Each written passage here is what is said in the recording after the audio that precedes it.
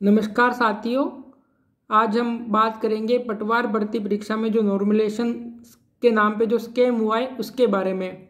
दोस्तों, मैं भी आप ही की तरह एक पटवारी भर्ती परीक्षा का कैंडिडेट हूँ।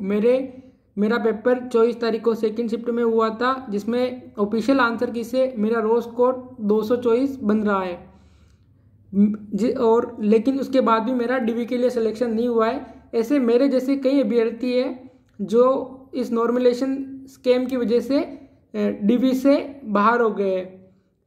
दोस्तों, अगर कोई भी जैसे हम देखें एसएससी हो गया, आईबीपीएस हो गया या कोई भी संस्था हो गई जो अगर नॉर्मलाइजेशन करती है तो पहले साफ साफ नोटिस में लिखती है कि हम इसमें नॉर्मलाइजेशन करेंगे।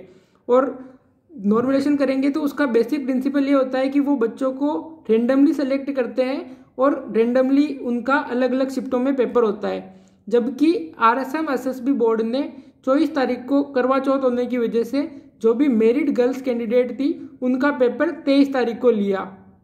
उनकी सबसे बड़ी गलती ये थी कि उन्होंने जो नॉर्मलाइजेशन का जो पहला जो रूल होता है प्रिंसिपल, उसको फॉलो नहीं किया। उनको कैंडिडेट को यादृच्छिक रूप से सेलेक्ट ना करके, रेंडमली सेलेक्ट ना करके उनका मतलब 23 तारीख को गर्ल्स कैंडिडेट का पेपर लिया और 24 तारीख को मेल कैंडिडेट का।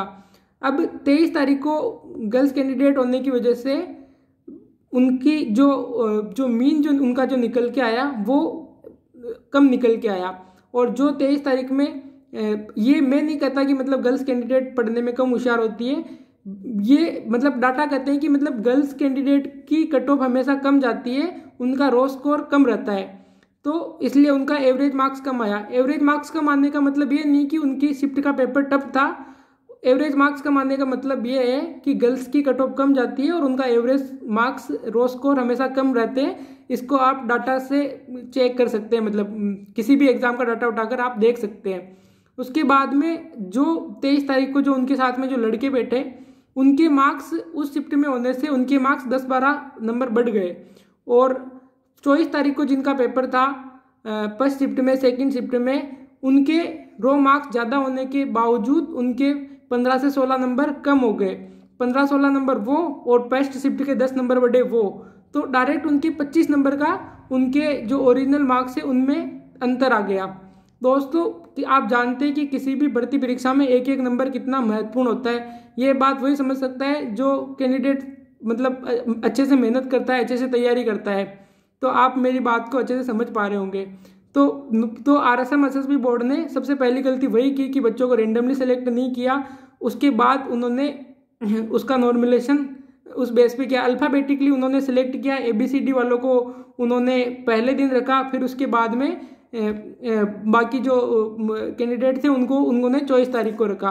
तो ऐसा कोई भी बोर्ड नहीं करता है।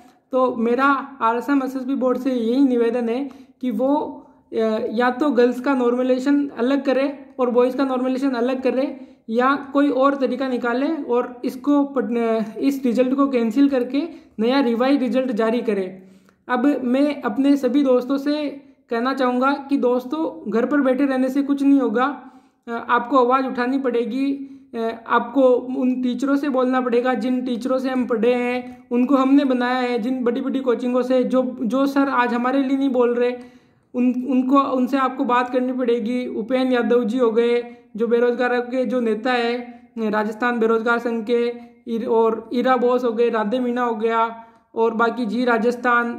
आज LP पंत जी ने ट्वीट करके हमारे इस आंदोलन को समर्थन भी दिया है, उनको भी बहुत बहुत धन्यवाद। तो आप सभी के लिए मैं एक कविता कहना चाहूँगा। रामधारी सिंह दिनकर जी की कविता है।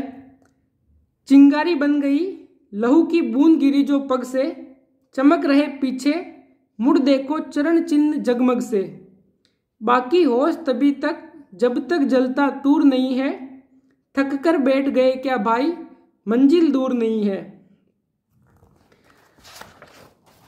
अपनी हड्डी की मसाल से हृदय चीरते तम का, सारी रात चले तुम दुख झेलते कुलिश निर्मम का, एक खेप है शेष किसी विद पार उसे कर जाओ, वह देखो उस पार चमकता है मंदिर प्रियतम का, आकर इतना पास फिरे, आकर इतना पास फिरे, वह छस्ता सूर नहीं है, थक कर बैठ गए क्या भाई मंजिल दूर नहीं है, थक कर बैठ गए क्या भाई मंजिल दूर नहीं है। दिशा दीप्त हो उठी, प्राप्त कर पुण्य प्रकाश तुम्हारा, लिखा जा चुका अनल अक्षरों में इतिहास तुम्हारा।